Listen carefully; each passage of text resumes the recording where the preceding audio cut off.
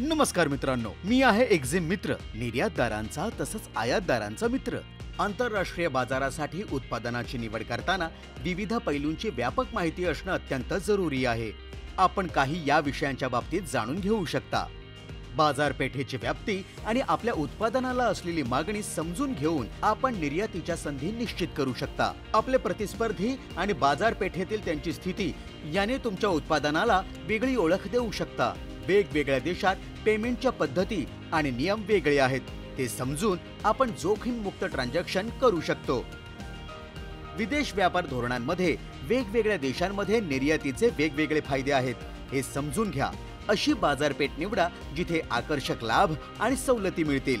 नंतर त्या देशातील व्यवसाय आणि व्यापारी संस्कृतीच्या बाबतीत निर्यात संवर्धन परिषदा, परदेशातील भारतीय संस्था आणि स्थानिक स्रोतांकडून मार्केट इनसाइट्स घ्या।